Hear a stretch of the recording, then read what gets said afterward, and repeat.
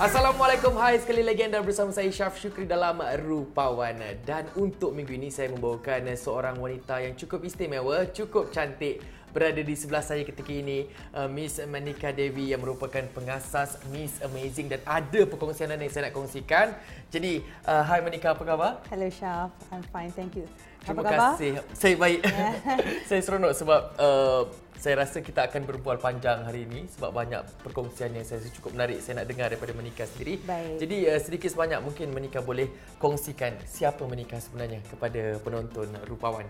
So hi Syaf, thank you for being here today. Thank you. Alright, Yes. my name is Maynicca Devi Rajamanikam, mother of two, founder of Miss Amazing Malaysia. And last year, betul-betul last year on the 10th of February, I was crowned for Mrs. India Worldwide Malaysia, first runner-up. First round, okay. Yeah. Jadi Maynicca, mungkin Maynicca boleh kongsikan pengalaman Maynicca menyertai pertandingan Ratu Cantik Mrs. India Malaysia tu dulu. Okay, at Mrs. India dulu, memanglah priceless experience. When I first joined, I was at, I just try je. My family members, diorang encourage me lah. So when I joined tu, I was at 64 kgs. Oh. Yes. Okay. Yeah. Okay. Tak tentu tau dapat ke tak dekat audition tu. So I wouldn't know. Okay. Tapi when I went into the audition, I was myself. I just be myself. And then yes, I got through the audition top 30. And then masa tu bila I kat Mrs. India ni, I experienced macam-macam development programs. Okay. Alright, development programs in terms of grooming, catwalking, public speaking, macam-macam lah. So at that point of time, I already dah ada intention to set up Miss Amazing Malaysia. Memang dah ada kat plan dah. But the reason why I also joined Mrs. India is because I wanted to brand myself. So bila dah ada branding kat situ, it will be easier for me to execute Miss Amazing Malaysia. So pengalaman yang saya dapat kat Mrs. India tu, I would want to deliver it, also to share my knowledge dekat Miss Amazing Malaysia. But I chose to have the differently able women to share my knowledge with. Okay. Kita tak cakap tu dulu, Miss Maynicca, saya nak kongsi sikit sebenarnya kepada anda yang tidak tahu ya, Miss Amazing Malaysia ni seperti yang Miss Maynicca ada terangkan sikit tadi, dia merupakan pertandingan Ratu Cantik yang bukan biasa-biasa kerana mereka membawakan golongan kelainan upaya ataupun OKU untuk menyertai pertandingan tersebut. Jadi Miss Maynicca, boleh ceritakan bagaimana boleh tercetusnya idea dan inspirasi ya untuk menghasilkan pertandingan Ratu Cantik yang lain daripada yang lain ni? Okay. Ceritanya agak empowering lah, I would say. Basically, I'm very connected to women which are differently able. I ada juga kawan yang differently able.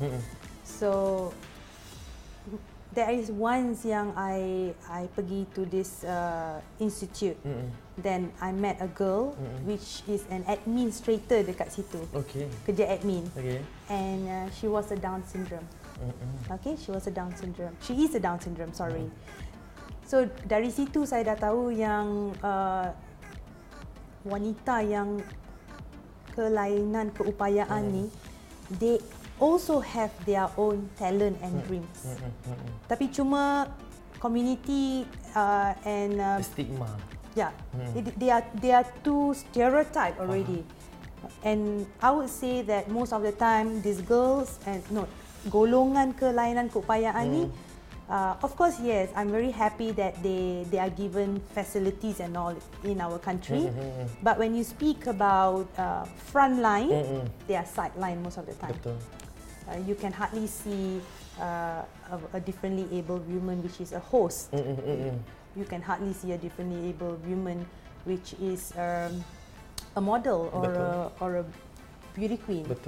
So I am actually very connected to women which are differently able because I really feel that they have so much to show, but it's just that although they have it in them, the community is not ready to accept them yet to be at the front line.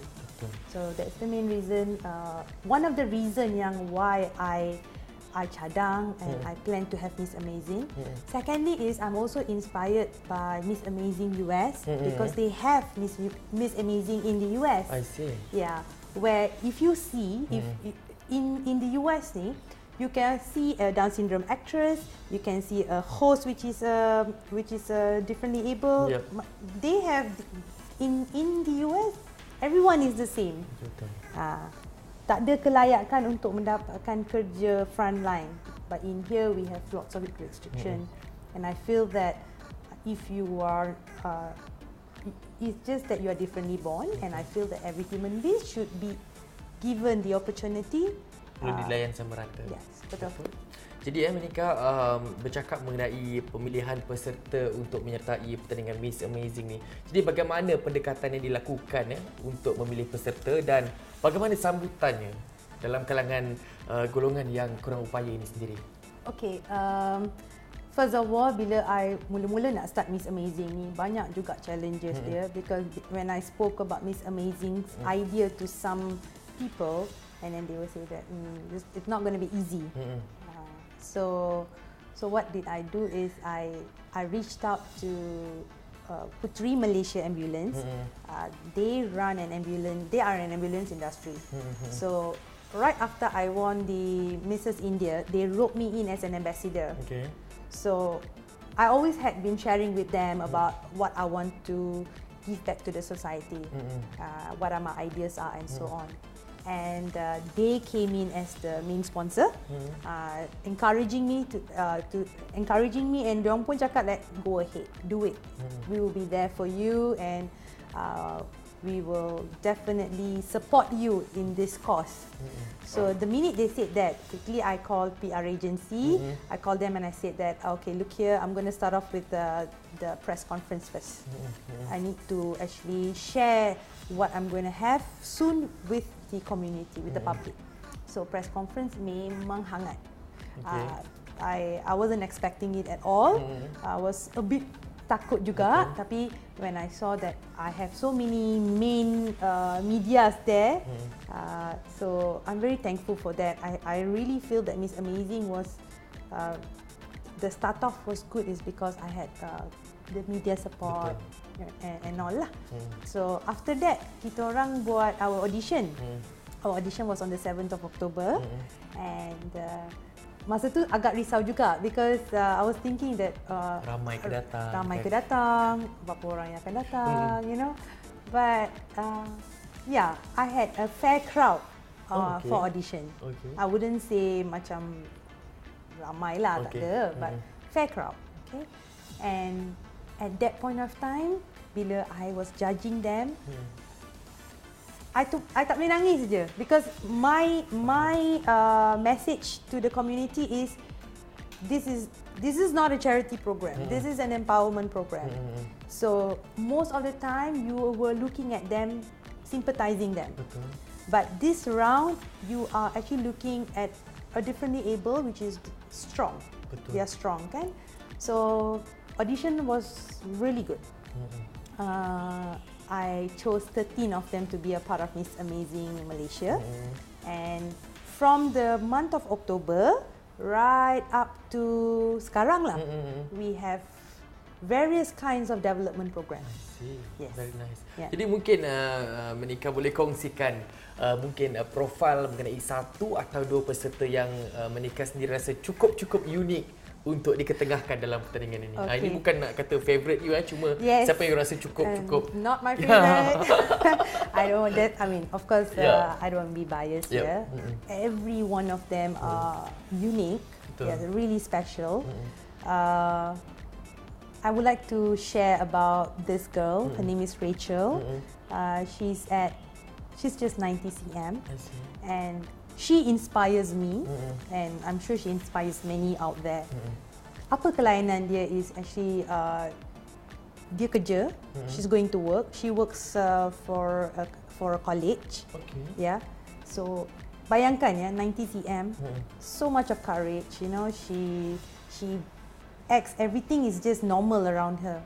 When she first came for Miss Amazing punya training, I asked her this question: Can can I actually get you a special chair and a special table? She just told me, no, I don't want anything special. I would be okay to sit on the chair and write on the tables. But chair tu tinggi, table tu tinggi kan? So what is so unique in this girl is she make things so normal around her. Imagine 90 cm, walking to work, everything is so huge and tall around her. Tapi she makes life so normal with not even a complaint, never once. None of my girls complain ever once to me. And this girl never once complained. And the effort that I put in just once by sitting on the chair. Sekali je duduk, Rachel had to hop. She had to hop on the chair a few times to be there, you know. But again, just because she makes life so simple and she make it seems to be so easy, everyone is around her. Macam I pun, I look at her as normal, you know, that nothing.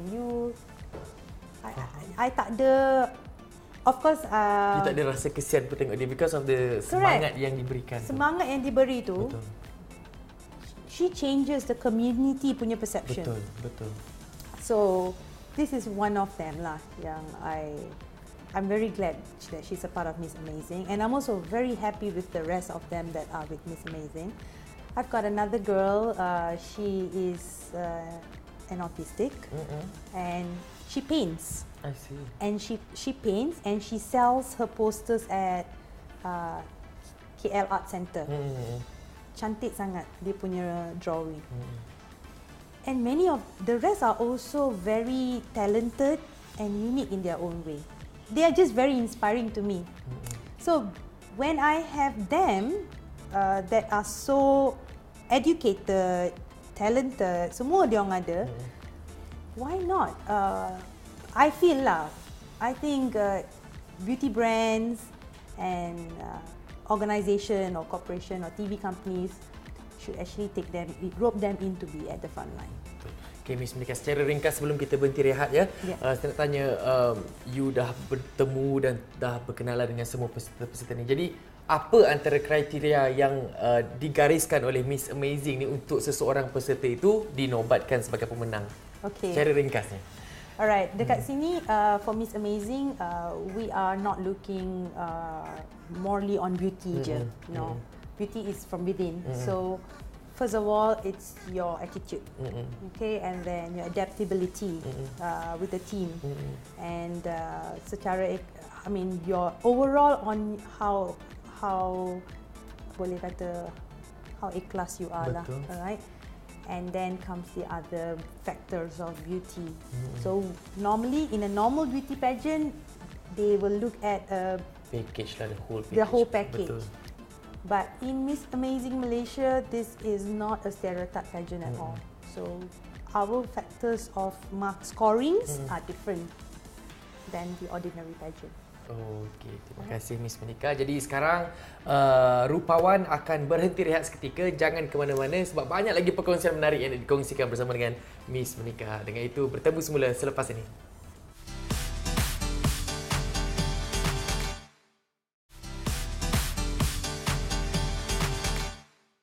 Bertemu sekali lagi dalam Rupawan dan saya masih bersama dengan Miss Maynicca Devi. Banyak perkongsian menarik saya nak kongsikan dan kita terus saja kepada soalan ini seterusnya, Miss Maynicca. Jadi anda seorang wanita yang saya rasa cukup kuat dan berharapan dengan peserta-peserta yang kelainan upaya ini dan membentuk mereka untuk menjadi insan yang lebih kuat di luar sana. Jadi bagaimana dengan penerimaan ibu dan bapa peserta-peserta ini? Mungkin boleh kongsikan. Okey, sebab Miss Amazing kita ada dua kategori. One category is untuk different, I mean both are differently able, but one is for intellectually challenged and the other one is for differently able lah. Okay. So most of the challenge is not from my finalists. It's some of it is from their parents lah. There's one thing that I want to share in here.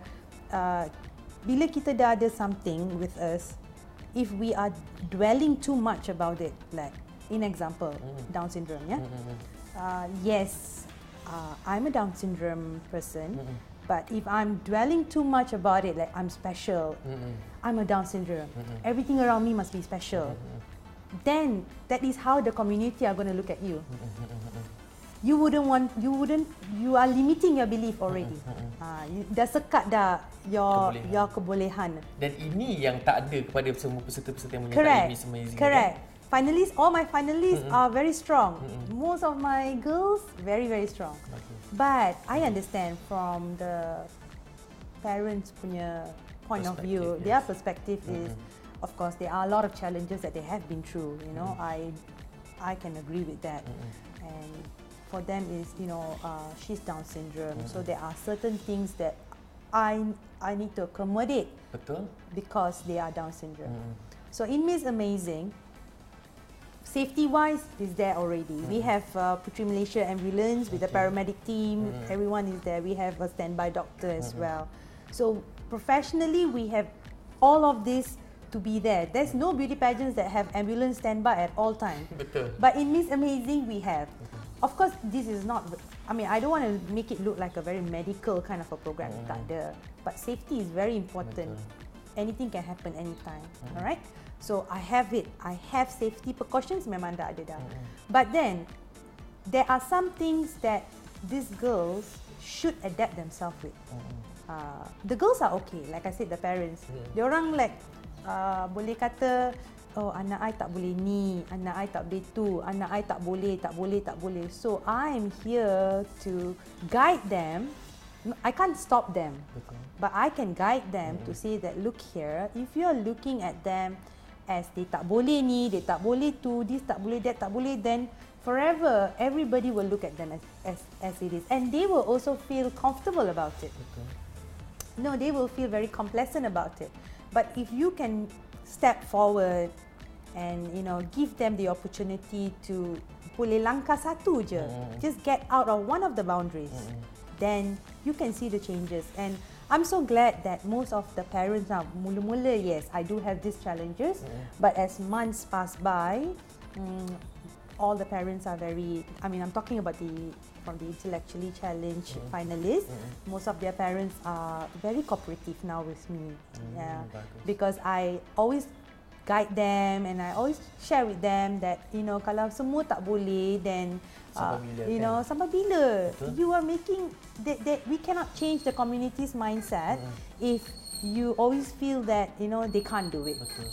Okay, jadi Maynicca, mungkin you boleh kongsikan, kita tak dapat menahan ataupun tidak dapat menghalang mulut orang daripada bercakap.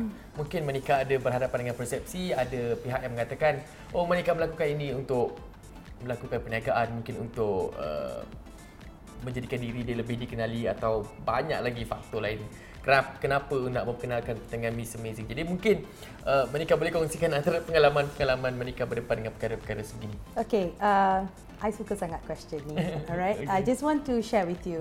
Kalau nak, if I want to, boleh kata nak jadikan diri I famous melalui Miss Amazing Malaysia, if that is what you think, then I would agree yes as well lah. But you have to understand, there are so many rich people in our country, kaya raya.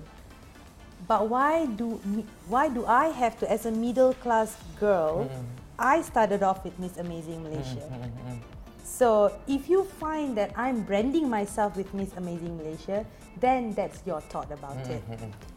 Just to be honest to you, I've already branded myself with Mrs. India. Ada famous dah dengan Mrs. India. It was out in media as well. So many of them, they only can talk je. Diorang boleh cakap lah, she's branding herself, she's making herself famous with Miss Amazing. But most of the time, many organisations, they make money out of Orang Kelainan Upaya. If you realise, every time kalau charity je, dia fikir pasal the people with disability. Betul tak? Betul. But who have actually stepped forward to have a development program? Betul. Jarang-jarang. Jarang. I hardly see. I've never came across of anything like Miss Amazing Malaysia. Never once I have even heard. I memang buat studies juga. I buat research juga. If there is any organisation that is doing something like Miss Amazing Malaysia. But so far nothing. So that is the main reason why I started off with Miss Amazing Malaysia. Kalau nak cakap pasal branding, no. I think You got the wrong person. Yeah, exactly. You know, yeah.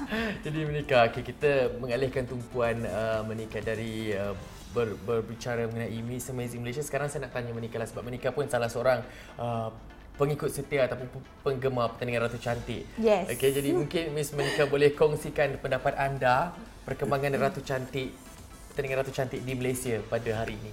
Pendapat anda. Okay,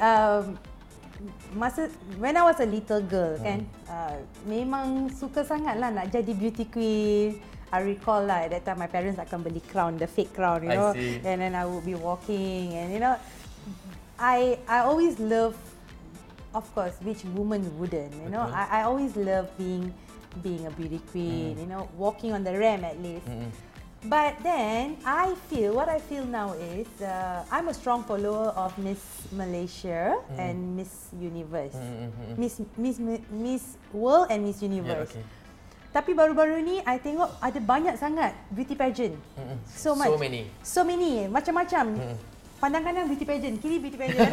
When I start, you know, honestly, the other challenge that I had with Miss Amazing is when I started off with Miss Amazing, I don't have many of them supporting me because they felt that this was like another beauty pageant. Yeah, another beauty pageant. Betul. Until I provide my proposal, baru dia orang like, this is something different. Betul. So I strongly feel that in Malaysia, if you want to have a beauty pageant, you must have an objective to it. Betul. I mean, I know the objective of Miss Universe, Mrs. Malaysia, Miss World. Semua I know. And I'm very happy that now diorang ada Mrs. Malaysia World, I think the winner for last season was Kokilam, right? Yeah. I'm happy because you know you have an objective there. You are actually bringing forward all those married women, giving them a platform to start off something. You know, suri-suri rumah tangga. It's different. Okay. But what about the other beauty pageant? And another thing that I really don't agree about beauty pageant is I strongly feel that it's not necessary for us to have swimwear. I mean, I know many would be debating with me for this, but this is my personal opinion that I think you know dekat in Miss World diorang tak ada lagi, there's no more swimwear. Okay. There's no need of it unless I feel swimwear is more on sex appeal to me.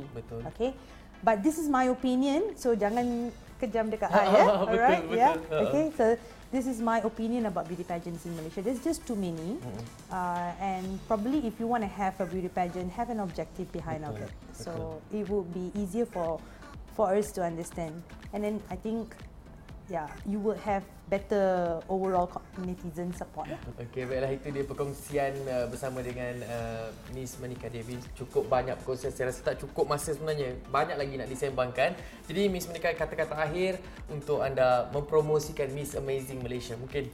Yes, okay, this is the first time happening in Malaysia, one of its kind, and all I need from all of you is support us. Every investment of yours, every support of yours is you are investing to the finalists punya potential. Today we only have 13, but as years pass, you know, we would have more, and all your support is very much appreciated. Come and I mean, you can watch us on 9th of March at Wisma Daju, West Lane Ballroom.